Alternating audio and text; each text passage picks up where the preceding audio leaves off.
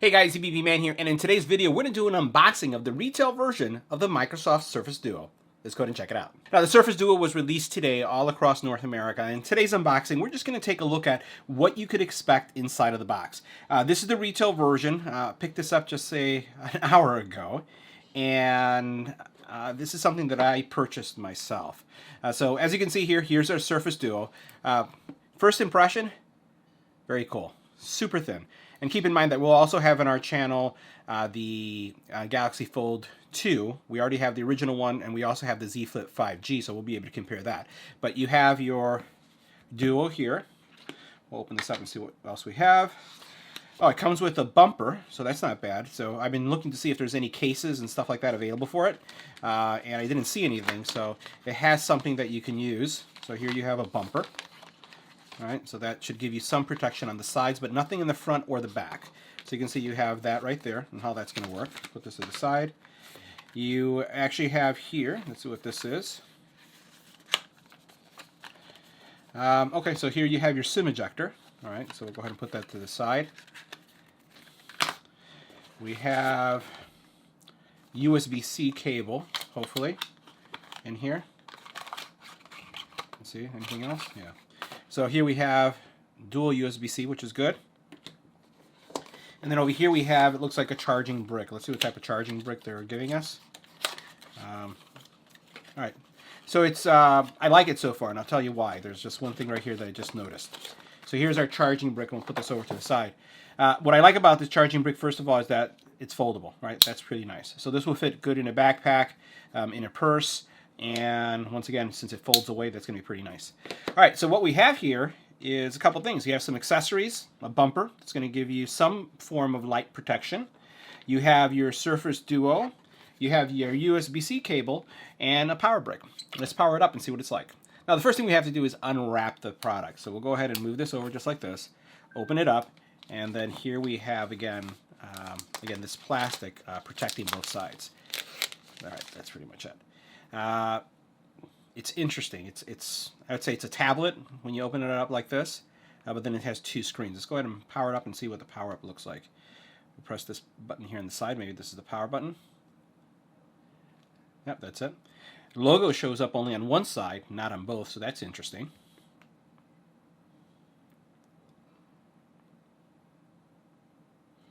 Okay, Microsoft logo on one, Android on the other. And now this is this looks like a pretty much standard Android startup. So we'll go ahead and hit continue. We're going to set up our Wi-Fi. We'll go ahead and go through all the settings, and then we'll come back to the video. Now, I've just completed setting up my Gmail and my Outlook account to take advantage of both Microsoft and Gmail services. So let's take a look at the hardware, and I'll tell you, the hardware is impressive, but the software really isn't. This may be the tablet you want to skip. So let's check it out. Now, from a hardware perspective, this thing is pretty solid. It has an innovative hinge mechanism, and you can see this right here. Really feels good to open and to close. It feels really substantial, and it has the ability to open up in both sides. And while initially I'll say, you know, as soon as I took this thing out of the box, I felt that this felt super good. It was great. The one thing that I also started noticing is that the dimensions were a little bit odd, and I have a Galaxy Fold, which is larger, and I also have a Flip, and I have the Note 20 and the iPhone, and I have several other devices that I'm just trying to compare this to and see what this experience would be like. And I'm finding that the hardware is great, but the software isn't so much. So let's take a look at some of the things that are going on here. So first of all, from a hardware perspective, you do have a fingerprint sensor here. You have your power button, you have your volume rocker, you have USB-C right here, and everything is glass. Now, has no wireless charging, so that's a bummer, especially for this price. Has no IP rating, especially for this price. That means that you don't want to get the sweat, right? And because it's all glass, you don't want to drop it either. Even though it's Gorilla Glass and they say it's durable, we already seen a lot of drop tests with a lot of other devices that use Gorilla Glass, and you know that those will shatter. So this is something that it comes with a bumper, but it really requires a case, especially for the price point. Now, when I do open it up, one of the things I do like is the placement. So if I open up right here and I bring it open like this, the nice thing is that since my finger is right here on the side, it's really easy to open and unlock. And you do have, again, this dual view that you see going going on here. The one thing I don't like is I think that their implementation of Android, I don't know why they boxed all the icons, and I know that this is going to be a simple thing, but everything is square-like. Not a fan of that. If we take a look at, we'll just go over some of the specs that we'll just highlight right here. So first of all, this thing is it's relatively light. At 250 grams, as you can see here, does have dual pixel sense fusion display. So you have these two displays over on the side. The formatting of the displays is a little bit weird, in my opinion. You do also have some decent battery life. So you have 15.5 hours, right, of local video playback, up to 10 days of standby time. We're going to have to test that to see if that's true. And you have 27 hours of talk time. I still haven't used this as a phone. The battery itself is a 3,577 milliamp hour battery, and it has two batteries, one on each side. It has also an 18-watt charger, which we saw, and has an 11 megapixel camera. Now, I have been testing the camera. The camera is not the reason why to get this thing. Doesn't have a good camera, in my opinion, and just the overall functionality is a little bit wonky, in my opinion. Now, it does do 4K recording if that's something that's interesting to you, and it does have, there's a version that's AT&T that you can purchase, but that's going to be locked, and then you could get an unlocked version like the one that I have right here.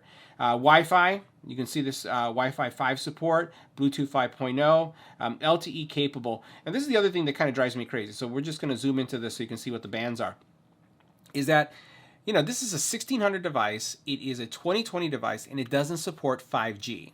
At this point, I think every phone that's available or tablet should be 5G capable, especially for this price. Now, from a space perspective, you're looking at 128 gig of storage, and you can get either 128 or 256 with 6 gig of RAM.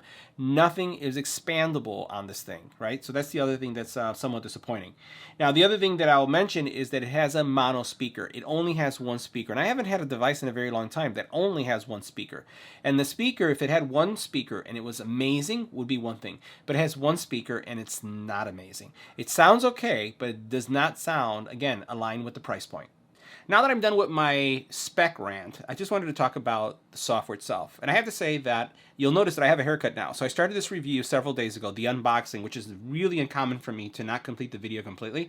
But I was so disappointed in the software that I said, you know what, I want to give this some time. I want to be as objective as I possibly can. So I stopped the video, and then I decided to use it for a couple days before I gave my impressions. So I'm continuing the video now. And I have to say that I'm still disappointed. I'm still disappointed in the actual software experience, and I'm going to show you some of those disappointments as we go through it. And it kind of helps me understand why Microsoft didn't want any of those that got the product early to actually show it off, because you can imagine how it would impact all these pre-orders. So let me just show you one of the things that drives me nuts. So here I have a video that I'm just going to play on the side, and I have one thing going on this side, and watch, as I start navigating on this side, just moving up and down, it stops the video. Why would I have a dual screen solution that as I'm navigating on one side, the video would stop on the other side? Now, the other thing I find is that the swiping is somewhat unpredictable. Sometimes it works, sometimes it doesn't. The interactions don't really work, I think, as they should. So as I swipe up, sometimes it just goes away, sometimes it doesn't. When I swipe up, if I want to, let's say, see, nothing's happening. Okay, now it comes back. Things just don't work as they should. They're not as predictable as they should. And sometimes, if I don't want to start typing, I don't know why I'm in the typing position. What if I just want to search for some apps? Maybe I just want to, navigate. It forces me to start typing in that area. So there's a lot of things that they've included in the workflow that really drive me nuts. And also I find that the Android version that they've had here is really a dumbed down version. There's a lot of stuff. When you compare either the Google Pixel or you go to a Samsung phone or an LG phone, there are many more options in the settings area that you have here. So they really took away a lot of the features. A lot of the battery optimization. Also, one of the things I really love about Samsung, where you can actually refresh the device, is not there.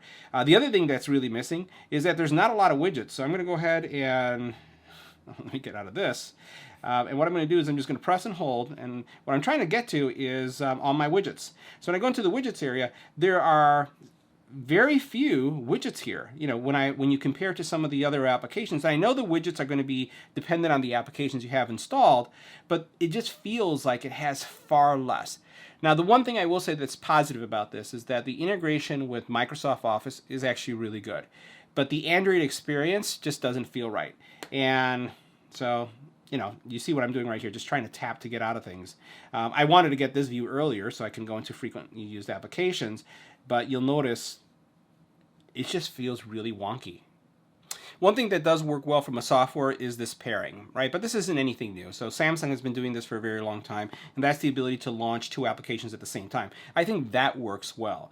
I think that also being able to take an application and put them in between just like this and get them to kind of spread also works really well.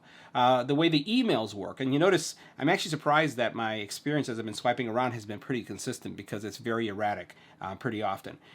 So there's certain things that work really well, but then the things that you use all the time, like I was mentioning, just frustrate me. Now, from an audio perspective, the other thing that drives me crazy is the single speaker. I said it wasn't really good, and I'm just going to play a song here just for a second so that you can hear it. And what I really find is that even when I'm playing, let me raise the volume. So as I'm playing or doing any kind of gaming, you know, you really have to watch where you put your hands. So if you're holding it like this, you're covering the speaker. If you're looking at it this way, just coming from one side, especially when we're used to using stereo speakers in a lot of the systems today that either have Dolby or not, it just makes it feel just, again, this is a $1,600 device that you've paid for that doesn't have 2 speakers. So now one of the things that frustrates me is also the gaming experience, and that's that the audio, you know, you just lose that audio experience. Now, yeah, you could wear some headphones to give you a better audio experience. I do find that the screen is not as responsive as I'd like it to be when I'm playing games, so that makes it a little bit difficult. The format as well, the resolution, you know, just the aspect ratio right here is a little odd for me too. So I actually prefer kind of the longer aspect ratio. This square mode just doesn't do it for me. So here's the other thing that annoys me. So I'm just going to try to swipe up.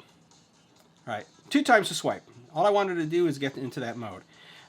This is not bad. You know, I enjoy the split screen. I think having the bar after a while when you're playing or even watching a movie does disappear somewhat. At least it becomes optically not important. But again, it's just the overall navigation that really kills me. So, what are my thoughts?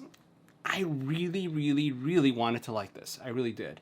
It's probably the first device that I've ever will end up sending back or returning because it's just not ready for prime time. And I'm really disappointed with a company like Microsoft that, you know, has done so many good things when it comes to their Surface line of tablets and also notebooks to have come out with a product that is so inferior from a software perspective. Hardware, hands down, I think it's super cool. I can spend hours talking about the hinge, but why? You know, what at the end of the day, the hinge isn't important as much as actually usability. It's also too big, so you're going to have to find, if you want to use this as a navigation system for your car, you're going to have to find a car holder that's pretty big in order to hold this. It's something that, if you're using it as a phone, doesn't really work well, so this is really designed for having earbuds. And if you want to see any kind of calls or notifications, you can't. You have to open it up in order to see it. So there just seems to be a lot of excuses and a lot of workarounds that make this product work when it just should work. So guys, I know you normally don't hear me ranting, but that's my rant, and that's why this is going back.